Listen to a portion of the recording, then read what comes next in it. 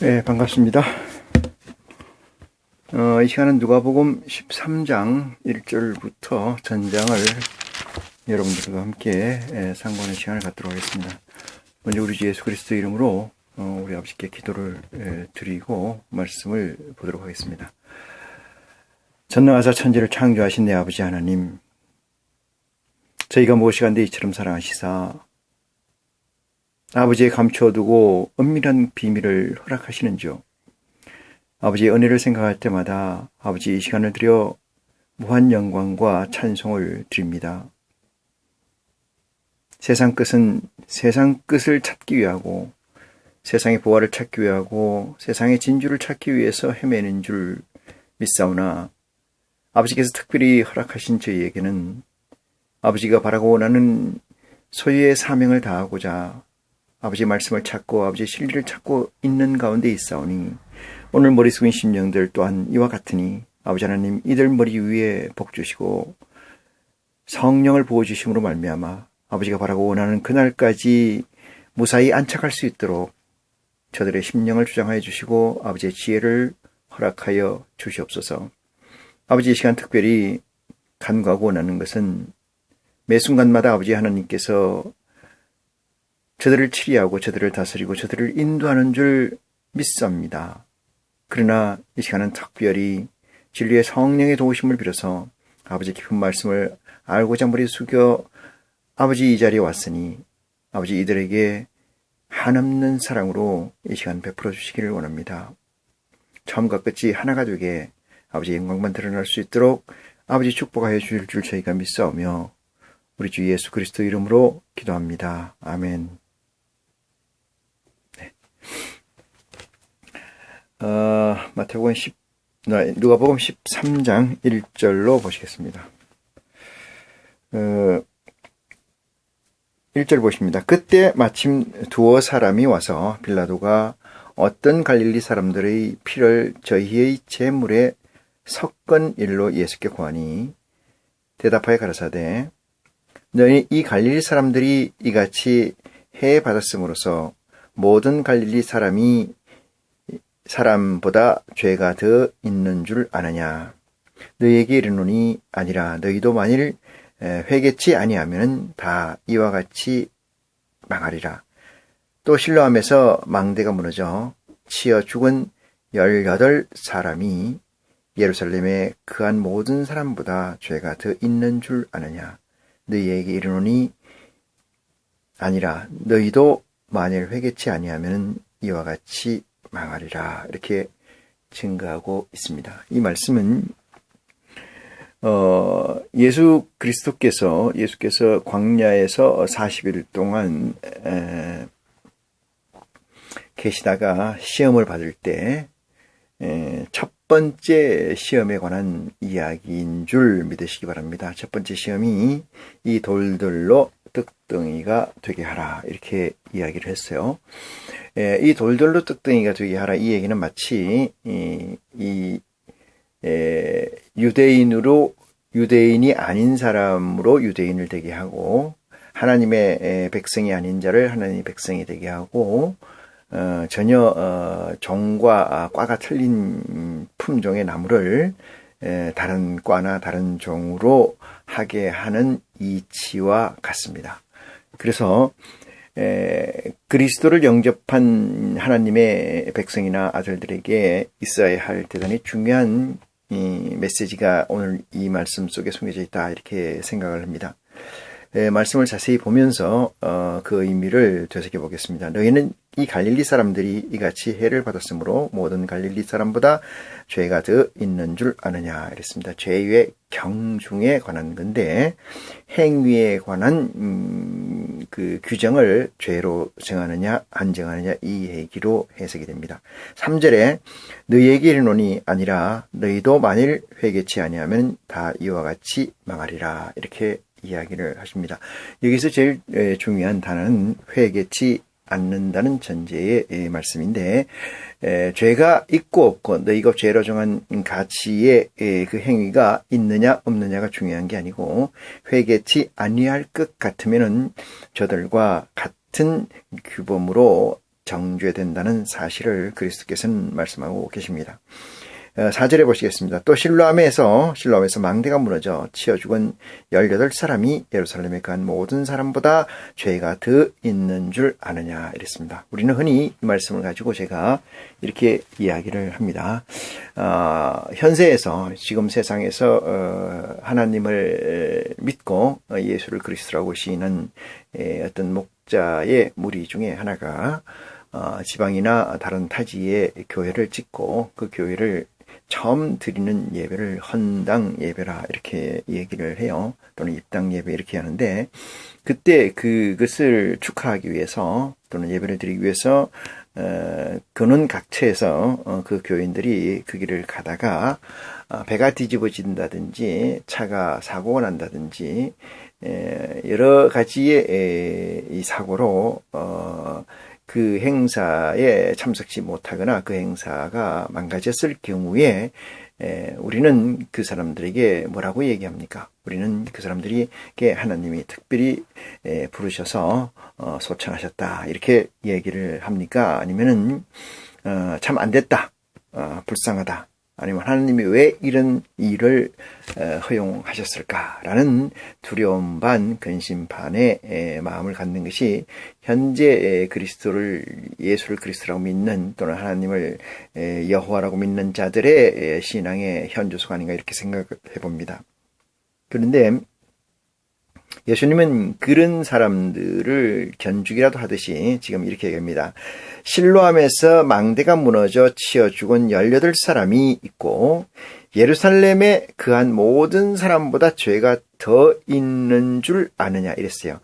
망대가 무너져 그 망대에 치여서 죽은 사람이 18사람이 있는데 그 18사람이 죽지 아니한 예루살렘에 있는 그하는 모든 사람들보다 죄가 더 있어서 죽었느냐 이 말씀을 증가하고 계십니다. 그러면 조금 전에 제가 예를 들었듯이 버스를 타고 가다 또는 배를 타고 가다 비행기를 타고 가다가 그 비행기나 배가 버스가 전복되거나 충돌을 해서 그 타고 있던 교인들이 사망을 했을 경우에 어떤 얘기를 합니까? 그 교인들은 하나님이 특별히 사랑하셔서 소천하셨다? 부르셨다?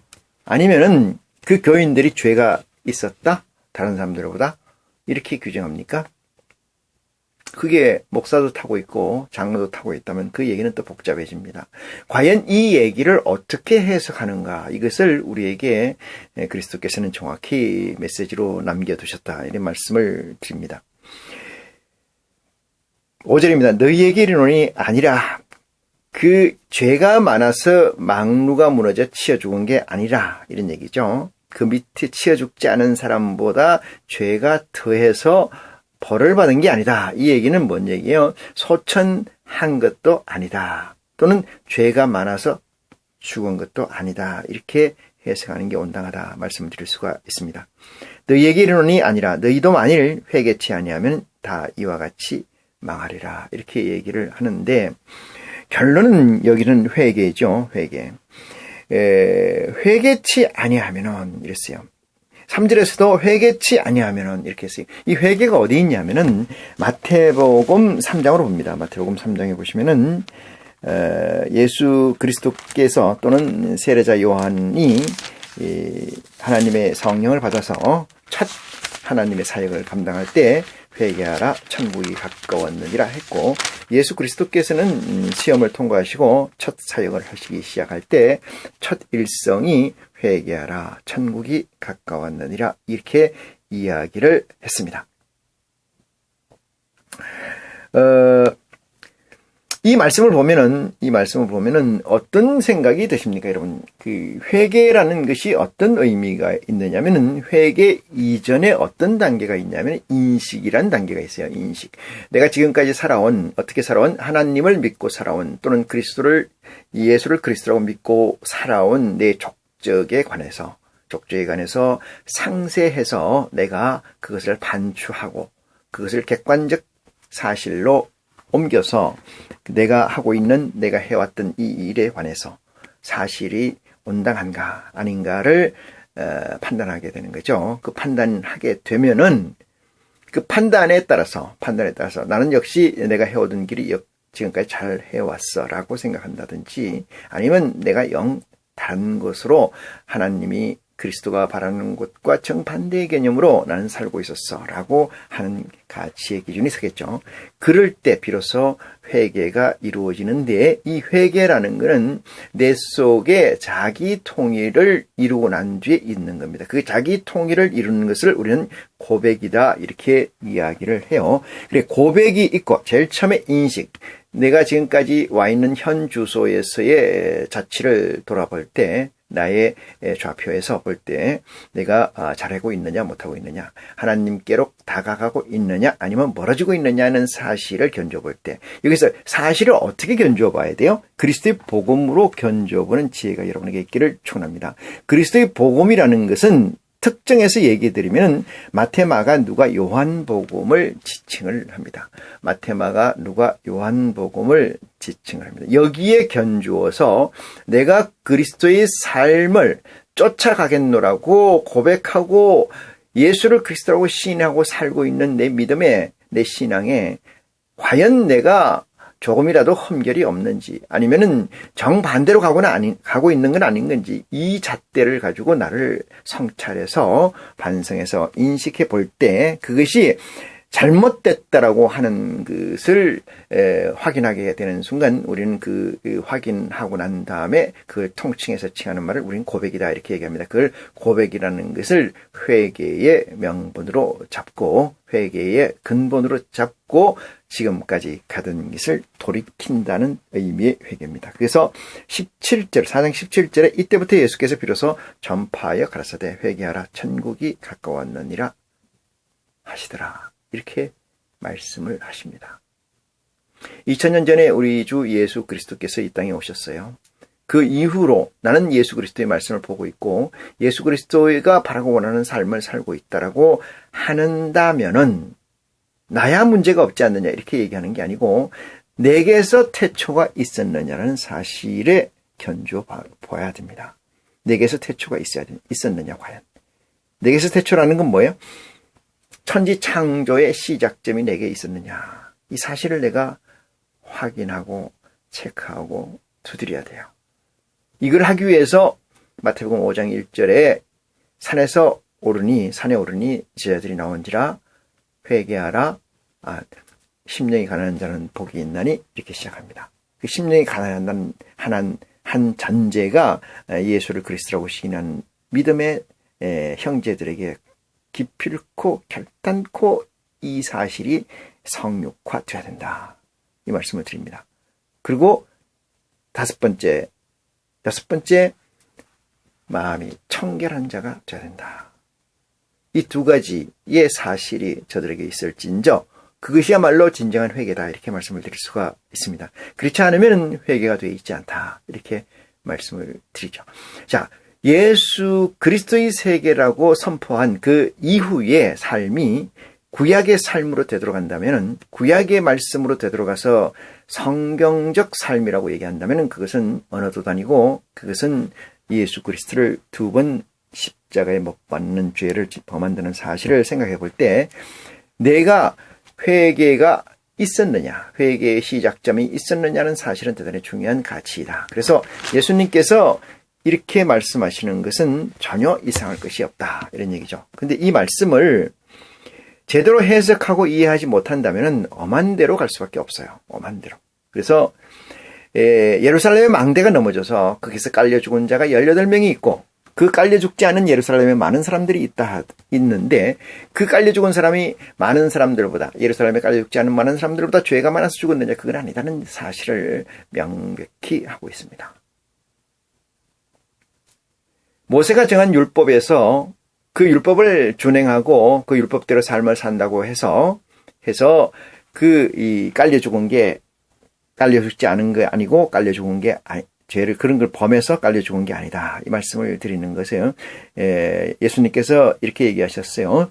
선지자와 율법의 강령은 세례 요한 때까지다, 이렇게 말씀하신 그 증거를 인용해 볼 때 이 말씀은 우리에게 주시는 시사하는 바가 상당히 크다, 이렇게 말씀을 드릴 수 있습니다. 그래서 회개를 하지 않은 믿음, 태초를 맞이하지 않았던 신앙, 그 다음에 마음이 청결함을 두드리고 있지 않는, 체크하고 있지 않는 신앙은 지금까지 해왔던 믿음의 생활에서 고백하고 회개하는 역사가 있는 여러분이 되시기를 축원합니다. 6절입니다. 이에 비유로 말씀하시되 한 사람이 포도원에 포도나무를 무화과 나무를 심은 것이 있더니 와서 그 열매를 구하였으나 얻지 못한지라 이랬어요. 가원지기에 이르러 내가 3년을 와서 이 무화과 나무의 실과를 구하되 얻지 못하니 찍어 버리라. 어찌 땅만 버리느뇨. 대답하여 그러되 주인이 금년에도 그대로 두소서. 내가 두루 파고 그름을 줄이니 이후에 만일 실과가 열면 이언이와 그렇지 아니하면 찍어 버리소서 하였다 하시니라. 이렇게 얘기해요. 이 말씀에서 우리가 전체적인 파악을 해보면은 무화과 나무는 사람으로 비유하고 있습니다. 사람으로. 우리가 흔히 교회에서 말씀하시기를 열매라는 건 전도를 얘기한다고 생각을 하는데 그렇게 가르치고 있죠. 열매는 전도가 아닙니다. 내 속에 있는 무화과 나무의 열매는 무화과 나무가 얻고자 하는 목적 가치이죠. 그래서 무화과 나무가 열매가 없으면 꽝이라는 거예요. 그 무화과 나무의 궁극적 목적은 뭐냐면은 열매가 속으로 익는 거예요. 속으로. 그래서 무화과는 꽃이 없다는 과일인데, 꽃이 없다는 과일의 이름인데, 내 속에서, 밖으로 드러나는 게 아니고, 속에서 익어서 나오는 게 무화과입니다. 무화과 나무의 목적은 무화과 나무 열매를 맺는 거죠. 열매를 맺지 못하는 것은 대단히 불행한 거 아니겠습니까? 그 농장 주인이 봤을 때는 얼마나 불행하겠어요.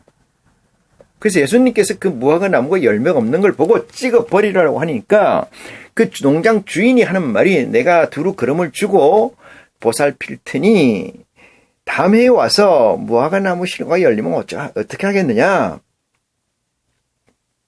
그러니까 금년에 그대로 두소서 내가 두릅하고 그름을 줄이니 이후에 만일 실과가 열면 어여냐. 그렇지 않으면 찍어 버리소서 하였다. 하거늘 했어요. 시각 차이가 여기 존재하죠. 이 농장 주인은 조금 더 시간을 허락하소서 이 얘기고 예수님께서는 그렇지 못하겠다 이 얘기에 상충되는 의견이 있습니다. 여러분, 그리스도의 사람이라는 것은 그리스도의 사람 안에 일반적인 사람 안에 목사 안에 장로 안에 예수 그리스도와 하나님이 온전히 내재해 있는 것이 무화과 나무의 목적입니다. 잎만 무성하고 열매를 맺지 못하는 무화과 나무는 유혹이나 미혹을 하려고 존재한 것 외에는 달리 설명할 길이 없다는 거죠. 그래서 예수님께서는 나무를 보면 열매를 알고 열매를 보면 나무를 안다고 그랬어요. 좋은 나무는 좋은 열매를 맺고 나쁜 나무는 나쁜 열매를 맺는다. 좋은 나무가 나쁜 열매를 맺을 수 없다. 이렇게 정의합니다. 좋은 나무라는 건 뭡니까? 열매를 맺는 거죠. 열매를. 내 속에 열매가 있느냐 없느냐 이것은 대단히 중요한 가치이죠. 그 나무의 목적성이 거기 있으니까. 근데 아무리 봐도 그 나무의 열매가 안 맺혔어요. 그러면 어떻게 한다는 거예요? 찍어버리라 이렇게 얘기하잖아요. 이 말씀을 듣고 있는 여러분 중에, 각인 중에, 내 안에 말씀에, 내 안에 그리스도가 탱글탱글하게 익어가지 않는다면, 말씀으로. 그건 입만 무성한 이미테이션. 하늘 백성이고, 이미테이션 하늘 아들이고, 이미테이션 기독교인이고, 이미테이션 예수에 믿는 자들이죠. 왜 그럴까요? 다른 목적성이 있기 때문에 그렇습니다. 다른 목적성. 무화과 나무가 왜 열매를 맺지 못할까? 무화과 나무가 왜 열매를 맺지 못할까? 아예 무화과 나무가 아니든지, 무화과 나무는 무화과 나무인데 뭔가 부족하든지, 회개의 전제가 없었든지, 예수님께서 우리에게는 좁은 문으로 들어가라고 합니다. 좁은 문으로 들어가려면 어떻게 해야 되냐면 불필요한 것들은 잘라내야 된다는 전제가 있어요. 불필요한 것이 뭐냐? 내 몸에서 불필요한 것들을 가지고는 좁은 문으로 들어갈 수가 없다라는 거예요. 그걸 사상이라고 합니다. 사상되지 않은 존재, 사상되지 않은 믿음의 형제들은 절대 좁은 문으로 들어갈 수가 없습니다. 그 넓은 문으로 들어간다는 의미는 사상 안에도 들어간다는 거예요.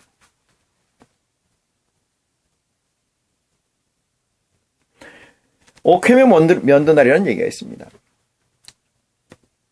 면도날로 잘라내고 정말로 핵심적인 것만 남아있다. 핵심적인 것만 남아있어야 된다. 그것이 그리스도인이고 그것이 하늘의 아들이어야 된다는 전제를 그리스도께서는 우리에게 일러주시고 계십니다. 온갖 군더더기가 있어는 안 되는 거죠. 저는 개인적으로 이렇게 얘기합니다. 여담이긴 합니다만 목사가 얼굴에 살이 찌고 절에 중이 살이 쪄서 또는 그 반대도 있습니다. 목사가 얼굴이 비쩍 말라고 형편없고 중이 그 얼굴에 어둠이 잔뜩 머금고 있다라면은 그가 전하는 도가 무슨 의미가 있겠습니까? 그가 전하는 도에게 누가 매혹되거나 누가 관심을 두겠는지요. 그 상태가 담기를 원하지 않는다면, 그 상태를 담기를 원하지 않는다는 말씀입니다. 뭐에 쓰려고 그 상태를 담겠습니까? 인생을 살면서도 불필요한 것들을 잔뜩 갖다 놓고 사는 사람이 있어요. 관리비 많이 들어갑니다. 1년에 한 번 쓸까 말까 한 걸 잔뜩 갖다 놓고 사는 사람이 있지 않습니까? 무지하게 많습니다. 그것이 왜 나쁘냐면은 자기 자신을 정확한 좌표로 읽지 못하게 하는 아주 나쁜 역할을 하기에 그렇습니다. 내가 가진 것이 무엇이고, 내가 하고자 하는 것이 무엇이고, 나는 지금 어느 좌표에 서 있고, 이 세 가지가 일치해서 정확히 매일 체크하고 있다라면은,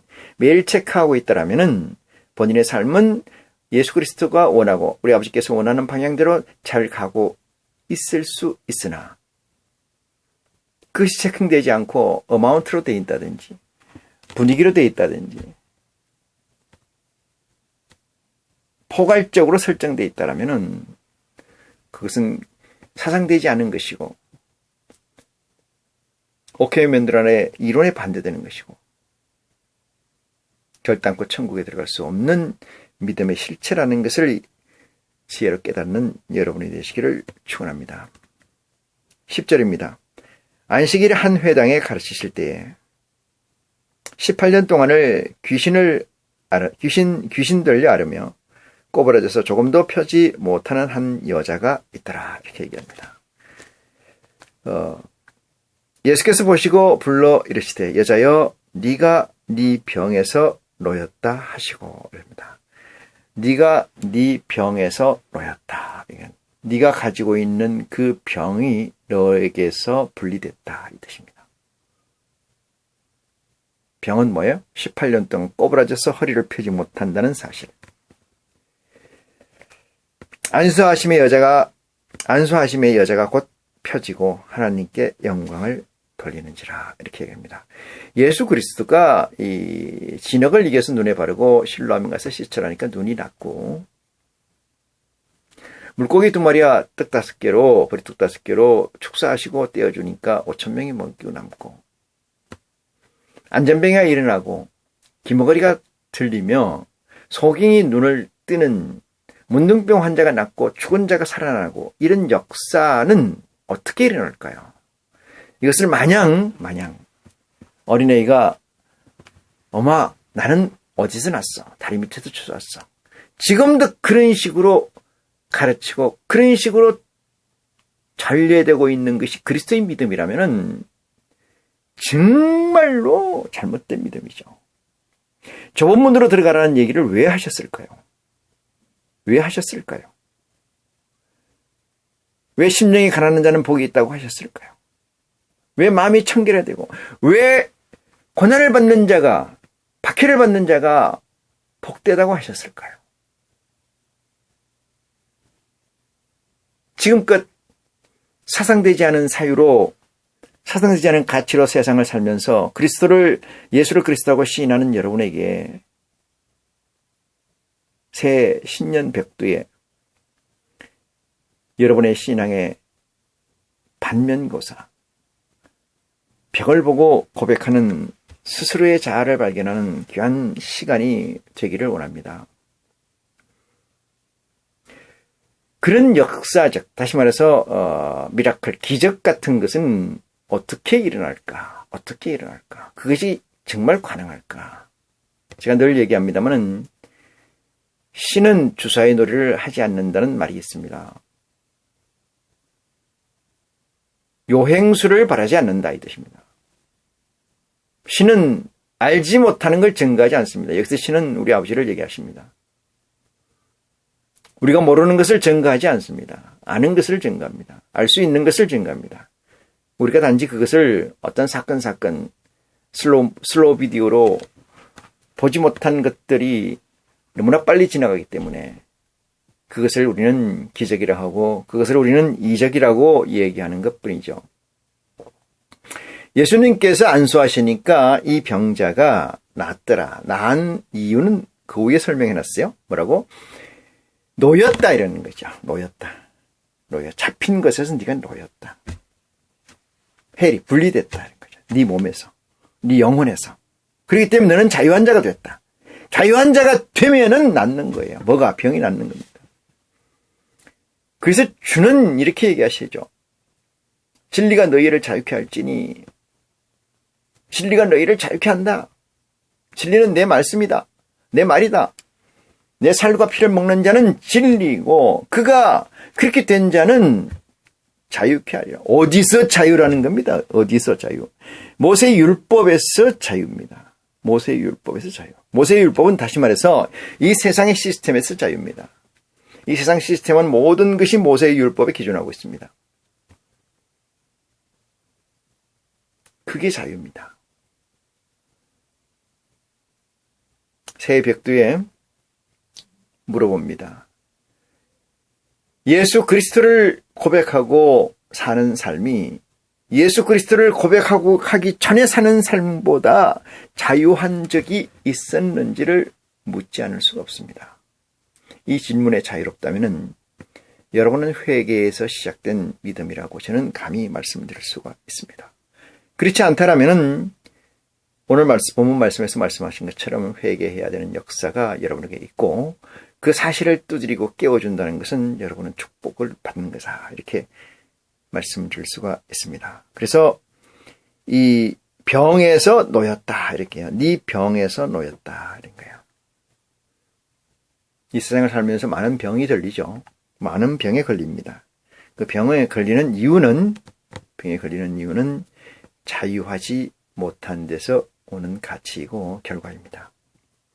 자유한다면은 결단코 병이 여러분을 제어하거나 여러분의 삶을 묶을 수가 없다는 것을 예수 그리스도는 이 말씀을 통해서 증거하시고자 하는 게 아닌가 생각하는 마음입니다. 안수하심의 이 얘기는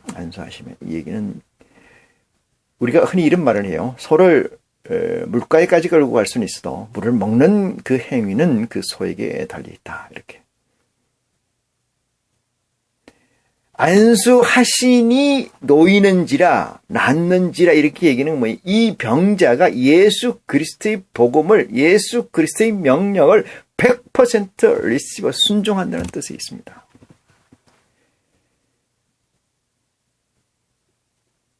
아브라함과 다윗의 자손 예수 그리스도의 세계라고 시작되는 이 복음에 전적으로 나를 맡긴 적이 있느냐 이 말이죠.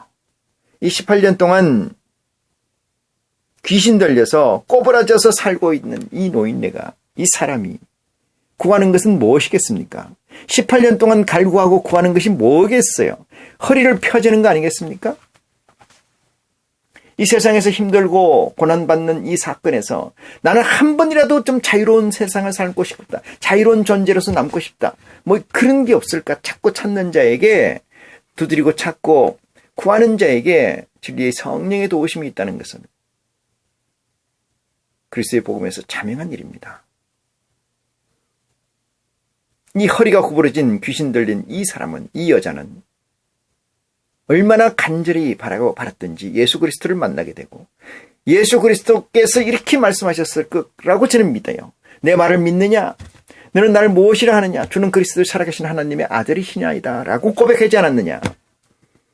물론 쓰여져 있지는 않습니다만 당신이 뭐라고 하든 난 당신 말을 100% 믿겠습니다. 무슨 말씀을 하시든 간에 내 이 병을 낫게 하여 주시옵소서. 이 병이라는 건 허리 꼬부러진 것으로 나타나 있지만 실상은 인생에서 사는 자들이 모두 병이라는 사실을 알아야 됩니다. 3차원 세계 이 시스템,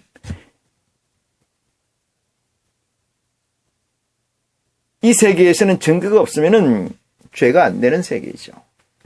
이것을 정직한 세상이라고 얘기할 수 있을까요? 바른 시스템으로 구현되는 세상이라고 얘기할 수 있을까요? 전혀 없습니다. 가진 자에게 유리한 세상입니다. 가진 자에게. 왜? 저들의 양심의 도덕이나 기준점이 없기 때문에 그렇습니다. 저들이 정하는 것이 도덕이고 저들이 정하는 것이 법이고 저들이 정하는 것이 양심이고 저들이 정하는 것이 정의라는 사실이 3차원 세계 현세의 정답이기 때문에 그렇습니다. 우리가 흔히 정신승리 합니다. 정신승리라는 것은 가진 자의 몫이 아니고 가지지 않는 자의 자기 위안이죠. 예수 그리스도께서는 우리에게 이 모든 것을 일괄에 해결해주는 유일한 법, 생명의 성령의 법과 사랑이라는 모법을 우리에게 주신 줄 믿으시기 바랍니다. 예수를 그리스도라고 시인하는 믿음의 시작에서 지금까지 한 번도 예수 그리스도의 복음을 제대로 온전히 그 몸에 그 복음의 나를 던졌던 적이 있는가? 나를 투신한 적이 있었던가?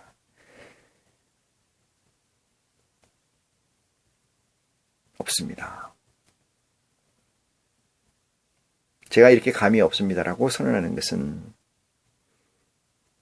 제 나름대로의 확신인데 그것은 예수 그리스도를 제대로 믿는 사람을 본 적이 없다는 기준에서입니다.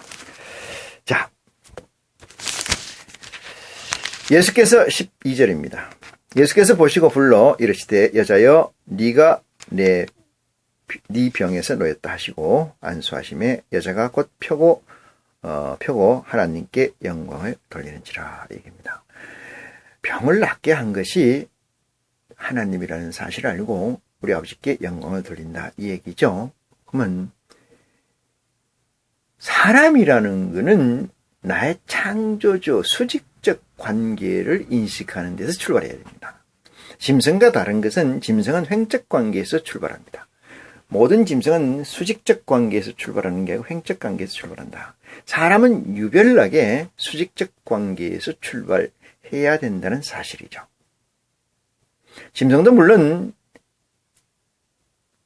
나서 얼마 안 돼서는 어미의 보호를 받고 수컷의 보호를 받을 수도 있습니다. 하지만은 일정한 성장이 되면은 그 다음부터는 부모 모릅니다. 그래서 그것을 우리는 금수라고 그래요. 사람도 그런 경우가 많습니다. 사람은 육신으로 부모를 알아보는 것도 중요하지만 영적 존재, 내가 어디서부터 왔는가에 대한 그 내 영의 근본은 어딘가, 그건 우리 아버지 하나님이라는 사실을 아는 것 자체가 대단히 중요한 거고 그것이야말로 대단히 축복받은 존재다. 그것을 모르는 것을 우리는 영적 호로새끼라고 얘기합니다. 부모를 알지 못하기 때문에. 부모를 안다는 거예요. 아래의 위를 안다는 거예요. 영광을 돌린다는 것은 아버지를 안다는 거예요. 나를 만든 이가, 나를 지배하고 내 생명의 근본이 되시는 분이 하나님 아버지라는 사실을 고백하는 거지요. 얼마나 아버지께서 기쁘겠습니까? 과연 이렇게 사는 삶이, 이렇게 사는 믿음들이 얼마나 있었는지 묻지 않을 수가 없습니다. 14절입니다. 회당장이 예수께서 안식일에 병 고치시는 것을 분내어 화내어 무리에게 이르되 일할 날이 엿새가 있으니 그 동안에 와서 고침을 받는 것이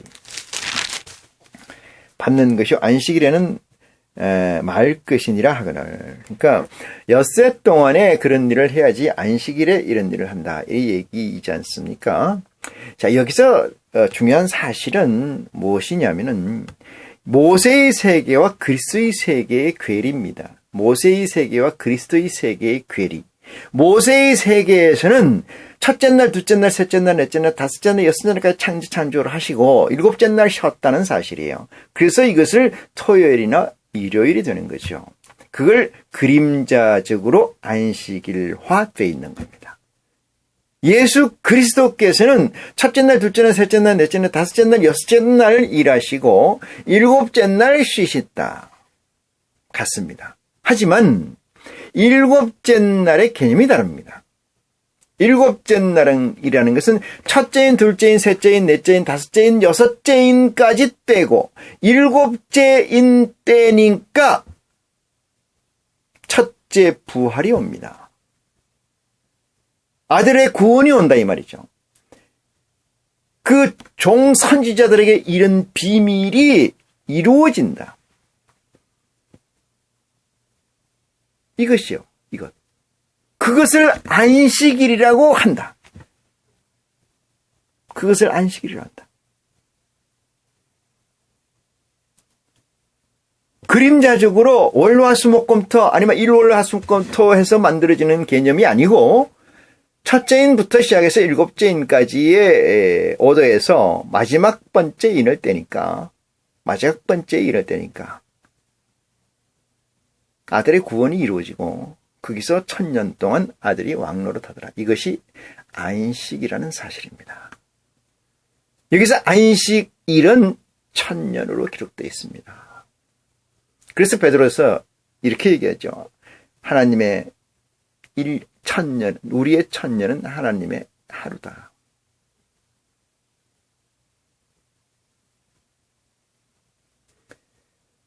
모세의 법과 예수 그리스도의 법이 이렇게 엄중하게 구별되어 있어요. 그런데도 불구하고 예수 그리스도의 복음과 모세의 세계의 가르침을 넘나들면서 예수 그리스도의 것을 이쪽에다 붙이고 모세에다 붙이고 모세의 것을 예수 그리스도에 붙이고 이것이 정신이 제대로 있는 사람이 해야 될 일이냐 묻지 않을 수가 없습니다. 여기서 얘기하는 그런 얘기의 차이입니다. 괴리입니다. 15절 주께서 대답하여 가라사대 외식하는 자들아 바로 얘기합니다. 여기서 외식이라는 것은 그리스도의 기준에서 외식입니다. 그리스도의 기준에서 외식입니다. 내가 왔어. 내가 천국은 세례 요한 때부터 침노당하고 있어. 열려 있습니다. 창세기 3장에 나와 있는 생명나무에 나가는 길을 그룹과 두루두루 화염검을 시켜서 지키게 했는데 그것을 열어 젖혀졌다. 누구라? 예수 그리스도부터. 예수 그리스도가 어떻게 열어 젖혔어요? 자기 휘장을 찢었잖아요. 열렸다 이 말입니다. 어디에 나가는 걸? 에덴 동산 가운데 있는 생명나무에 나가는 길을 열어 젖혔다 이 말이에요.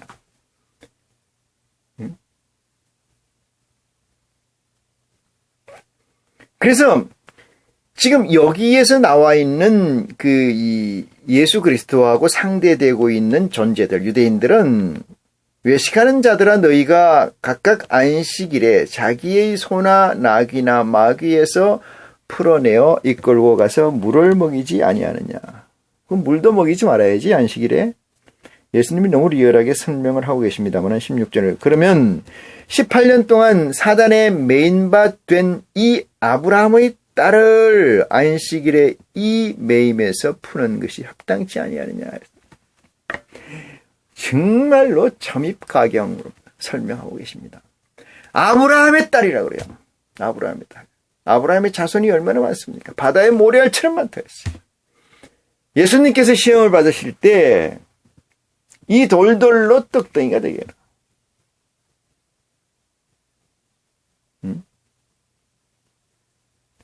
아브라함의 딸이 매여 있어요.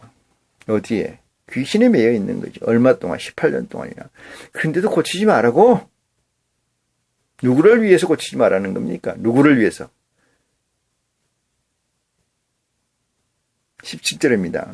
예수께서 이 말씀을 하시며 모든 반대하는 자들은 부끄러워하고 온 무리는 그 하시는 모든 영광스러운 일을 기뻐하시니라.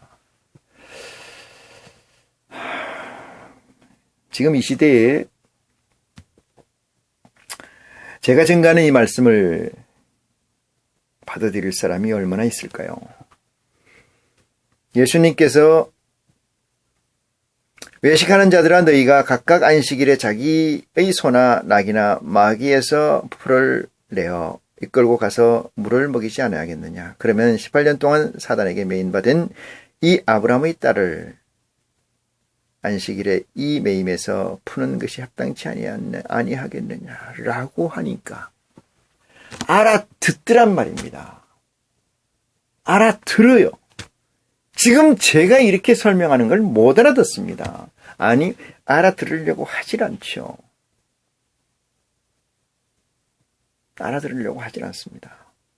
18절입니다. 그러므로 가라사대 하나님의 나라가 무엇과 같을꼬 내가 무엇으로 비유할꼬 설명을 합니다. 말씀을 한탄을 하시는 거죠. 19절 마치 사람이 자기 체전에 갖다 심은 겨자씨 하나 같으니 자라 나무가 되어 공중의 새들이 그 가지에 깃들었느니라. 또 그래서 내가 하나님의 나라를 무엇으로 비유할꼬 마치 여자가 가루 사말 속에 갖다 넣어 전부 부풀게 한 누룩과 같으니라 하였느니라 했어요. 말씀을 보면은 이런 말씀입니다. 천국을 무엇으로 비유할꼬 이랬어요. 천국을 무엇으로 비유할꼬 하나님의 나라가 무엇과 같을꼬 이 얘기는 같은 얘기인데 내가 무엇으로 비유할꼬 19절 마치 사람이 자기 체전에 자기 밭에 갖다 심은 겨자씨 하나를 같으니 자라 나무가 되어 공중의 새들이 그 가지에 깃들었느니라. 그 다음 얘기를 보면 첫 번째 비유가 어떤 말씀인지 아십니다. 하나님의 나라를 무엇으로 비유할꼬 마치 여자가 가루 사말 속에 갖다 넣어 전부 부풀게 한 누룩과 같으니라. 천국에서는 A에서 B로, B에서 C로 이동이라든지 시간이라는 값이 제로 베이스가 됩니다. 제로 베이스. 이 말씀의 증거는 거기에 있다.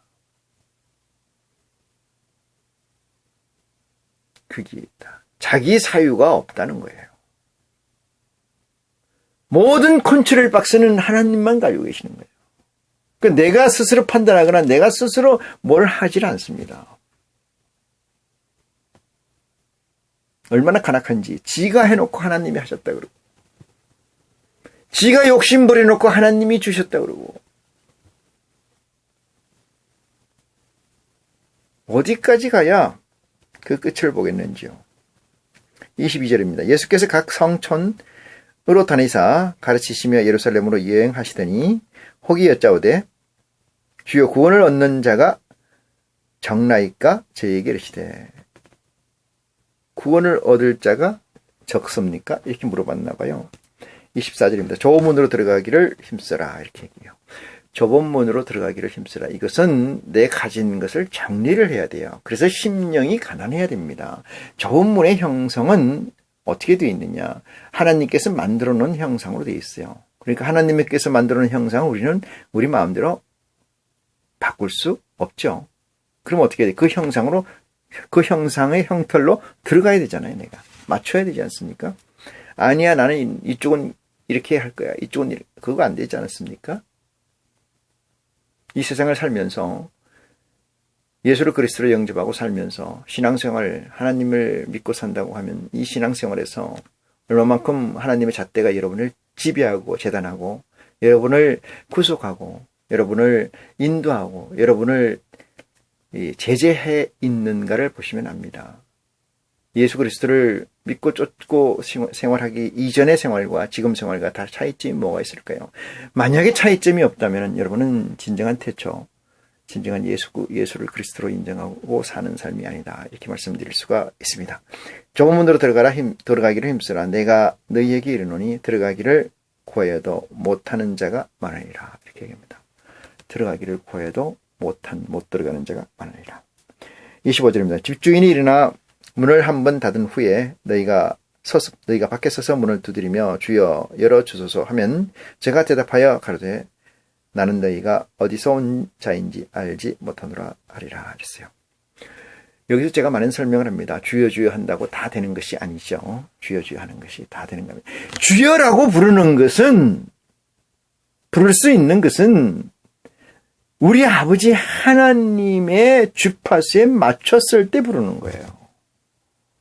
그게 안 맞추면 누군가 맞췄겠죠. 주여 주여 하면은. 입맞춤을 했겠죠. 누군가. 하나님 아버지가 아닌 온갖 잡신들에게 입맞춤하고 하나님에게 입맞춤했다고 입을 닫고 거짓말하는 자 결단코 천국에 들어가지 못한다. 이 말씀을 설명하고 있는 거 아니겠습니까? 26절입니다. 그때 너희가 말하되 우리는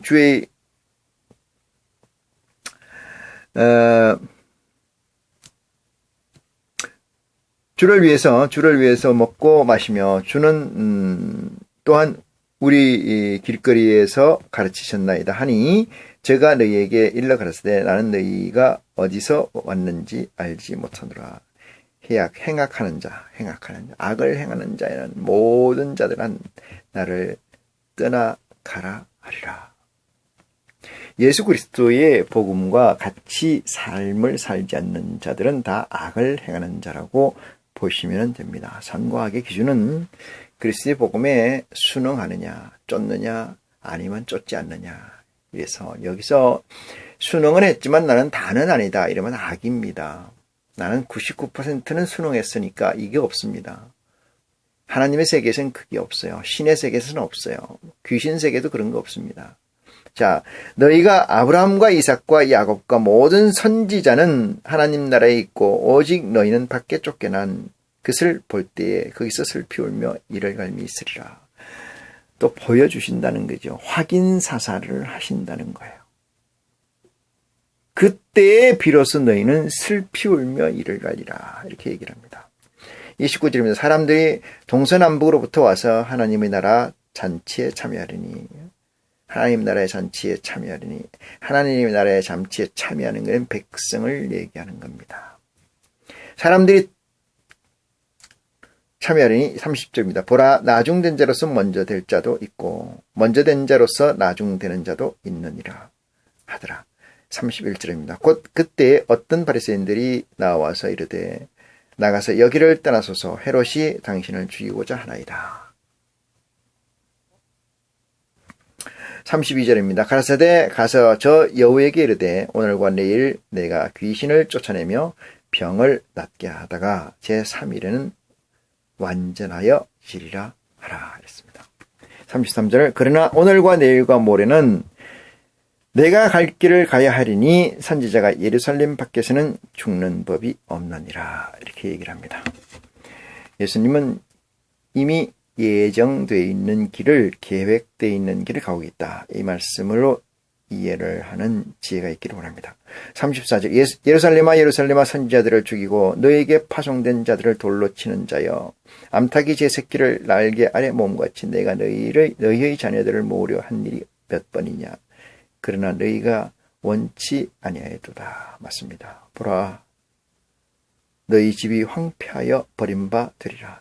내가 너희에게 이르노니 너희가 주의 이름으로 오시는 일을 찬송하리라 할 때까지는 나를 보지 못하리라. 이렇게 이야기를 합니다.